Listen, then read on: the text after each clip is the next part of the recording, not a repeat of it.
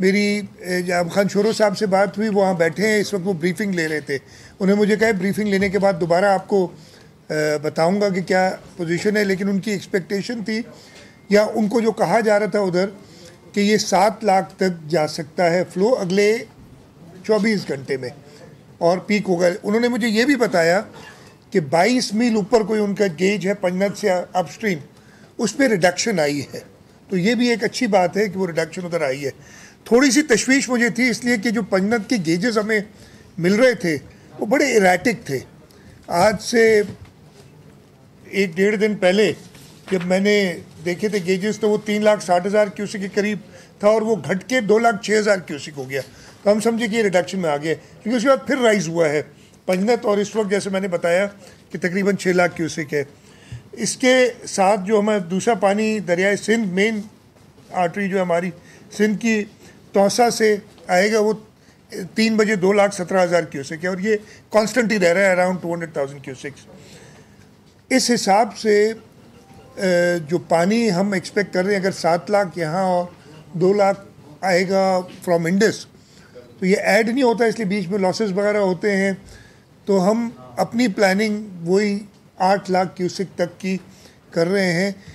ये जो पहले बात हुई थी कि 8 लाख से 1.1 मिलियन क्यूसिक तक पानी हो सकता है, जो एनडीएमए ने कहा था, इस वक्त हमें लगता है बिकॉज वो पीक्स आ चुकी हैं, उन्हीं का डिले बहुत हुआ है।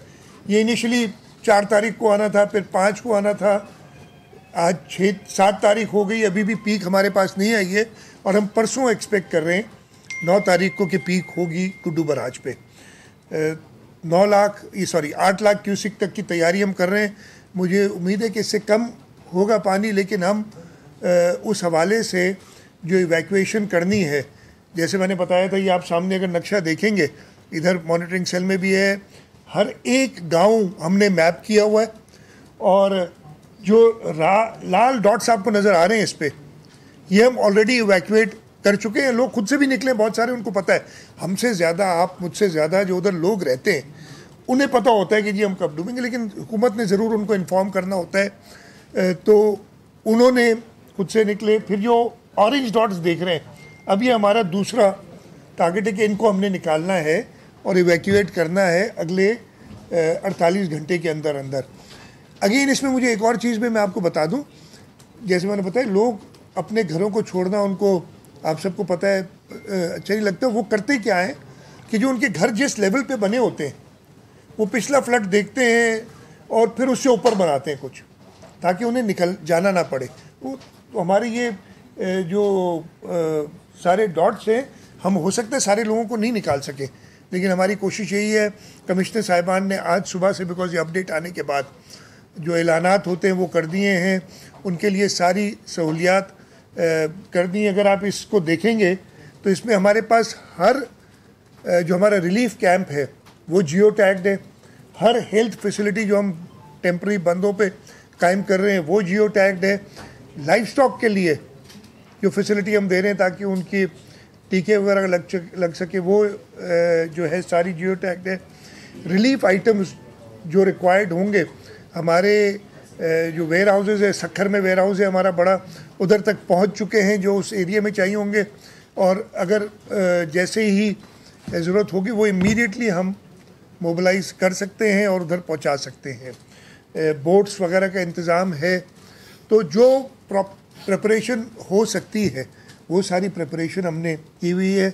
इंशाअल्लाह ताला जो कोशिश हर एक कर रहा है और ख़ुद लोग कर रहे हैं, अल्लाह ताला ज़रूर उस कोशिश का सिला देंगे और रहम फरमाएंगे, ताकि हम खैर खैरियत से ये जो रेला है तकरीबन 8 लाख क्यूसिक का, अब हम समझ रहे हैं कि मेरे ख्याल मैक्सिमम उतना ही होगा, उसको हम गुजार सकें।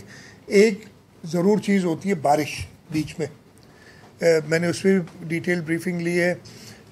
ये जो गुड्डू बराज से ऊपर कोस्टल ओमान रेंज आपने सुना होगा, इस वक्त जो हमें प्रेडिक्शन दी गई है, दो अगेन बड़ी वेरिड प्रेडिक्शन होती हैं। कभी हमें कहते हैं जी स्कैटर्ड शावर्स, थंडर स्टॉर्म्स, एक लफाजी एक हो जाती है, लेकिन इस वक्त DGPDA में बैठे हुए हैं, उन्होंने जो सैटेलाइट से और जो अपनी एनालिसिस की है, वहाँ पे मेजर कोई बरसात नहीं है। बरसात है सूबा सिंध में है, थरपारकर ज़िले में, ठट्टा ज़िले में, बदीन, हैदराबाद, दादू, जामशुरो, इन इलाकों में, और कराची तक भी वो बारिश कल शाम को जो आएगी, लेकिन उसके लिए हमारी अलग तैयारी है। इंशाल्लाह उसको भी हम लोगों के साथ रहेंगे और उनकी मदद करते रहेंगे, और कोशिश ये होगी कि जो भी थोड़ी बहुत फ्लडिंग हो उसको जल्द से जल्द इवैक्यूएट कराया जाए। जैसे मैंने बताया कि सारे डिपार्टमेंट्स, हमारे डिस्ट्रिक्ट एडमिनिस्ट्रेशन, हमारे मिनिस्टर्स इस वक्त मुकेश चावला साहब गुड्डू बराज से सक्कर बराज तक राइट बैंक पे, मोहम्मद बख्श खान महर साहब गुड्डू से सक्कर तक लेफ़्ट बैंक पे, नासिर शाह साहब सक्खर से कोठड़ी तक लेफ़्ट बैंक, जाम इकराम धारीजो सक्खर से कोठड़ी तक राइट बैंक, और फिर डाउनवर्ड सिजावल लेफ़्ट बैंक पे मोहम्मद अली मलकानी कोठड़ी डाउन स्ट्रीम, और राइट बैंक पे रियाज शाह शिराजी, सब अपने अपनी जगहों पे मौजूद हैं। हमारे सूबाई असम्बली के मेंबरान जिनसे दरख्वास्त की थी वो भी मोस्टली अपने लोगों के साथ अपने इलाकों में मौजूद हैं। तैयारी जैसे मैंने कहा, हमने जो भी हद्दुल इम्कान तैयारी हो सकती है वो की हुई है, और इंशाअल्लाह ताला हम रब के मेहरबानियों से इस आजमाइश से गुजर जाएंगे।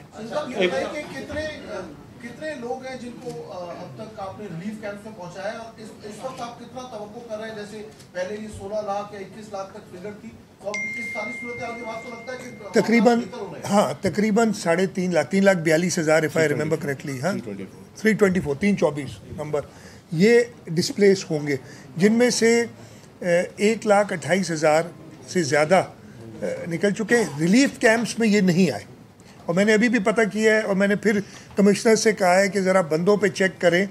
देखिए, लोग रिलीफ कैंप्स पे बाद में आते हैं, वो कोशिशें करते हैं, इनके रिश्तेदार वगैरह होते हैं उधर जाके, और उनको ये कच्चे के लोगों को पता है ये कितने दिन चलेगी सैलाब जो होगा, कितने दिन बाद, और वो जल्द से जल्द चाहते हैं अपने घरों को वापस जाएँ। दूसरा बैठते हैं बंद पे, बंदों पे लेफ़्ट बैंक पे जो मुझे बताया गया है कुछ माल मवेशी बंद के साथ बांधे हैं लोगों ने, और उधर उनकी चौकीदारी कर रहे हैं। राइट बैंक के कश्मूर साइड पे मैंने कमिश्नर साहब से कहा था कि दोबारा देख लें कि क्या पोजीशन है, वो क्लियर नहीं थे। रिलीफ कैंप्स हमने कायम किए हुए हैं, उनमें अभी कोई ख़ास पॉपुलेशन नहीं आई है।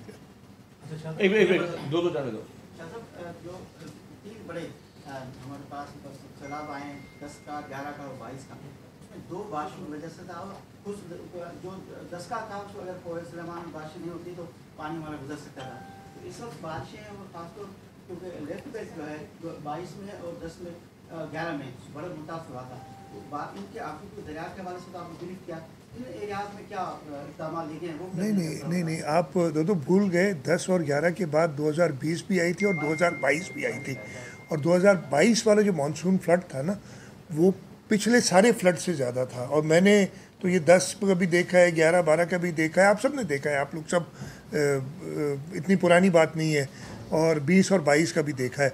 उनकी तैयारी हमने फॉर एग्ज़ाम्पल लेफ़्ट बैंक पे हमने अब ये मेरा ख्याल नहीं है कि हमको इतना इस वक्त कोई एक्सपेक्ट कर रहे हैं कि इतनी ज़्यादा बारिश होगी, लेकिन हमने वो जो है उसके लिए अपग्रेडेशन सिस्टम्स की है।